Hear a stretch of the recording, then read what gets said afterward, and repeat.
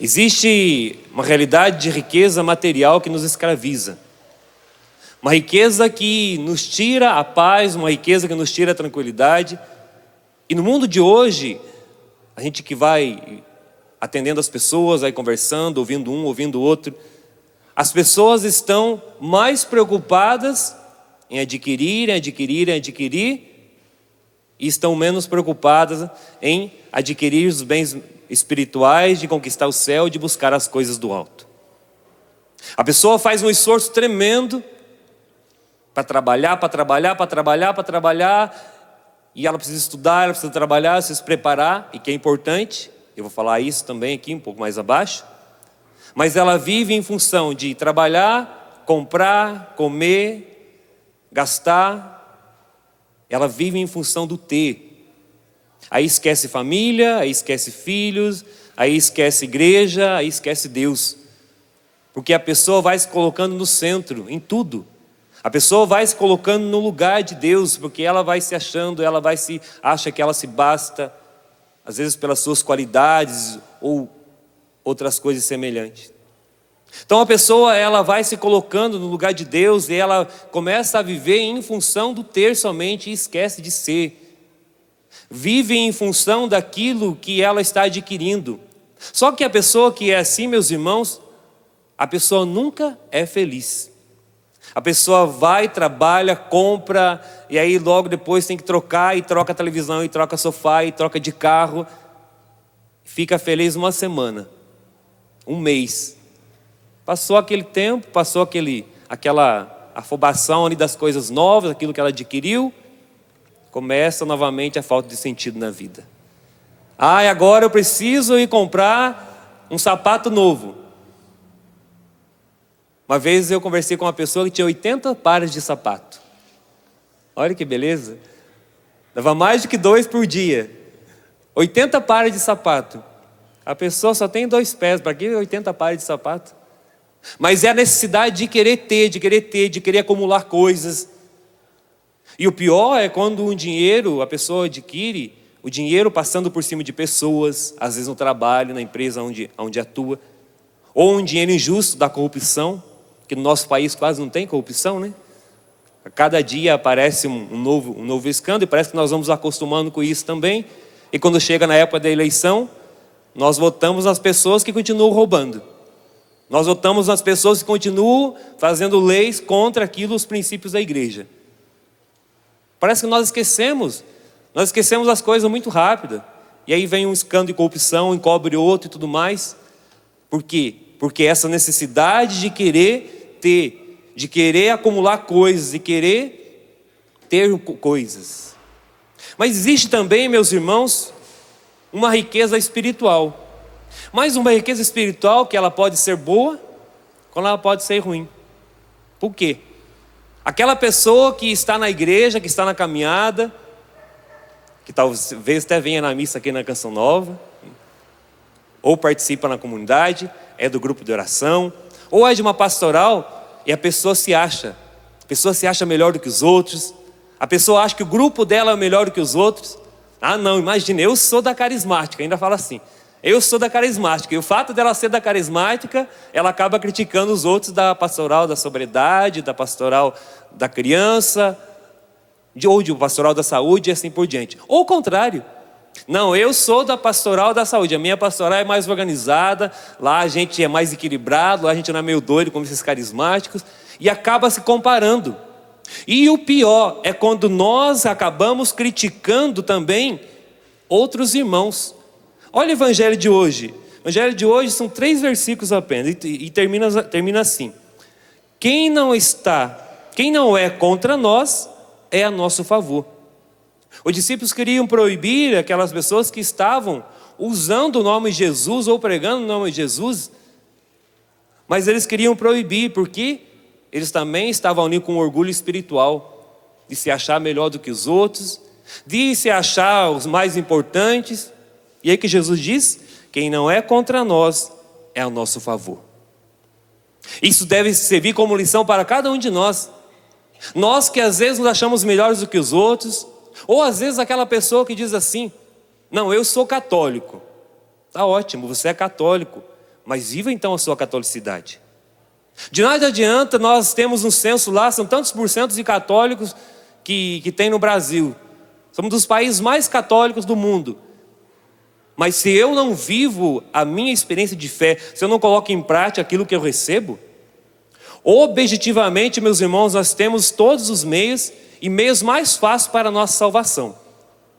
Por causa dos sacramentos, por causa da palavra de Deus, do primado da graça e tantas outras graças que nós recebemos.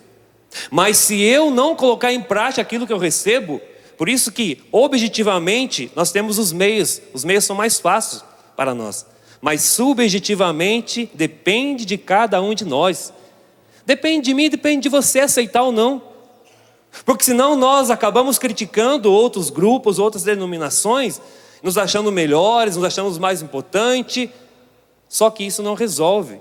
Se eu não assumo a minha fé, se eu não vivo a minha fé, se eu não assumo aquilo que eu recebo, se eu não assumo e não procuro colocar em prática a minha fé no dia a dia, o Cristo que eu comungo, porque eu comungo do Cristo por inteiro, eu comungo a vida toda de Cristo, e comungar a vida toda de Cristo comporta também passar pela dor, pelo sofrimento, pela dificuldade, mas que chega a ressurreição, que chega a graça do Pentecostes.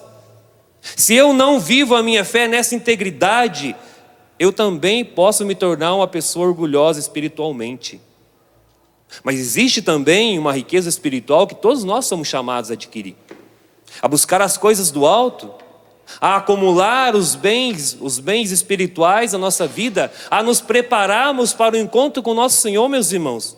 Nós não sabemos a hora em que o Senhor virá.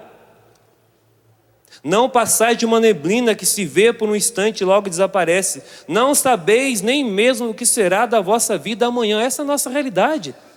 Nós não sabemos o que vai acontecer daqui a alguns minutos. Pode ser que daqui a alguns minutos você seja chamado a visitar nosso Senhor Jesus Cristo. Aí é o encontro de nosso Senhor. Às vezes as pessoas dizem, eu quero ir para o céu. Quer ir para o céu hoje? Não, hoje não. Talvez você vai ser chamado, eu vou ser chamado daqui a alguns dias, talvez. Nós não sabemos. Quantas crianças morrem, às vezes criança, adolescente, jovem, adulto. Eu mesmo já perdi amigos, né? Antes de vir para a comunidade, com 18 anos, jogando bola, teve uma parada cardíaca no campo. A enfermeira socorreu, não conseguiu chegar ao hospital, veio a falecer. Jovenzinho de 18 anos. Nós não sabemos a hora que o Senhor vai nos chamar. Por isso que nós temos que, sim, nos preparar, temos que buscar, sim, as riquezas espirituais. Mas aí você pode perguntar, mas padre, é errado eu ter bens materiais? É errado eu adquirir bens materiais? Lógico que não.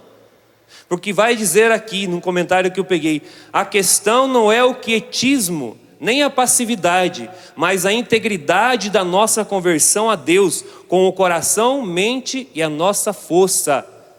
Porque senão também nós corremos o risco, já que eu não posso adquirir bens materiais, e não posso adquirir riqueza, então eu vou viver na passividade. Eu não vou trabalhar então, não vou me esforçar muito, aí eu vou viver das bolsas da vida. Bolsa família, bolsa escola e bolsa. A pessoa tem tanta bolsa que ela não consegue trabalhar, porque ela tem que cuidar das bolsas, né? São muitas bolsas que o governo vai dando, a pessoa tem que cuidar das bolsas, não pode trabalhar. Criamos uma sociedade passiva. Criamos jovens passivos, adultos passivos, que, por eu ganhar agora as bolsas da vida, que é uma maneira de enganar a nossa consciência, de não fazer que a gente lute, que a gente estude, que a gente busque, que a gente trabalhe, então eu não preciso trabalhar. Infelizmente, meus irmãos, isso acontece muito. Em alguns lugares, as bolsas, família, ela é necessária. Mas hoje, muitas pessoas deixaram de trabalhar, de estudar, porque estão vivendo. Eu conheci pessoas, não vou falar nem o local, né? Eu conheci pessoas que vão pescar, o esposo vai pescar, a esposa vai pescar, porque eles ganham lá a Bolsa Família e não precisam mais se esforçar. Não é isso que está falando aqui. É essa questão que não é um quietismo nem a passividade, mas a integridade da nossa conversão a Deus, com o nosso coração, mente e nossa força. Eu posso sim ter os meios materiais, desde que aquilo não me escravize, desde que aquilo não me neutralize, desde que eu também esteja disposto a ajudar o irmão quando bater a minha porta, quando vir procurar ajuda. Os bens materiais, porque existe ricos que são pobres e existe pobres que se acham ricos. Aquele rico que tem os bens materiais, mas ele é desapegado. Ele não se deixa escravizar para... Eu conheço muitos irmãos que têm bens materiais, que cresceram, que eram pobres, foram crescendo, hoje se tornaram empresários, mas são pessoas super abertas, pessoas que ajudam o próximo, pessoas que ajudam as comunidades, as igrejas, que não vão pedir lá para as festas, mas também ajudam com cestas básicas e tudo mais, mas são pessoas desapegadas. Agora, ao contrário também, existem pessoas que são pobres e orgulhosas, se acham as donas de si, andam até com o nariz empinado, não olham para os outros, não visitam certas realidades, não visitam certos irmãos porque se acham melhor do que os outros, e aí entra a questão dessa espiritualidade orgulhosa, com medo de vai acontecer alguma coisa. Então, meus irmãos, nós somos chamados a buscar as riquezas espirituais. Lógico que sim, usando dos bens materiais, sim. Logo mais vou falar da nossa campanha aqui, nós precisamos. Assim como você precisa de dinheiro para manter a sua casa, assim como você precisa de dinheiro para manter a sua família, para pagar as suas contas, ele é necessário, mas ele não pode estar em primeiro lugar na nossa vida. Ele não pode ser o centro da nossa vida. Senão nós vamos só nos escravizando. E aí é como diz o livro de Eclesiastes, a partir do capítulo 5. Quem ama o dinheiro nunca nele está farto. Quem ama a riqueza não tira proveito dela. Que vantagem tem o dono a não ser ficar olhando sua riqueza? O sono de quem trabalha é tranquilo, mas a abundância do rico não o deixa dormir. Quantas pessoas que têm muito dinheiro, tem muita riqueza, e a pessoa não é feliz, porque a pessoa vive escravizada por essa realidade. Nu como sair do ventre materno, assim voltará como veio. Nu como saiu do ventre materno, assim voltará como veio. Essa é a nossa realidade. Todas as vezes, meus irmãos, que nós participamos de uma exéquias, de um enterro de alguma pessoa, de um parente, de um amigo, eu pelo menos me avalio, e serve para a gente avaliar a nossa vida. Aquela é a nossa realidade final. Assim como nós viemos a esse mundo, nós retornaremos. E se nós só formos acumulando riquezas materiais, o que eu vou oferecer para Deus quando eu for ao encontro dele? Que riqueza eu vou estar apresentando para Deus? E aí nós lembramos aquela passagem do Lázaro com o rico, a divisão que houve, porque a pessoa, pelo fato de ter riqueza, não quis ajudar o pobre, não quis ajudar a pessoa que mais precisava. Meus irmãos e minhas irmãs, peçamos ao Senhor esta graça na liturgia de hoje, de nós não colocarmos a nossa confiança em coisas, em pessoas, mas colocarmos em Deus. Colocarmos a nossa confiança e buscar esta riqueza que não se acaba.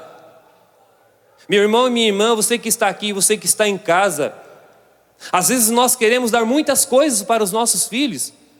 Queremos dar coisas e dar brinquedo e dar isso, que é importante e é necessário, mas esquecemos de dar um bem maior para os nossos filhos, para os nossos amigos, que é os bens espirituais. Hoje em dia as pessoas não mais ensinam os jovens, enquanto criança, enquanto ali, logo quando começam a falar, a traçar o sinal da cruz, a rezar uma Ave Maria, a rezar um Pai Nosso. Coitada das catequistas. A criança chega com 8 anos de idade, não sabe fazer o em nome do Pai. Não sabe rezar uma Ave Maria. Por quê? Porque os pais se preocuparam tanto em dar coisas, e não deram aquilo que é de mais importante, que é o bem espiritual. Porque é isso que vai construindo um jovem, é isso que vai construindo uma criança, é isso que vai construindo um adolescente.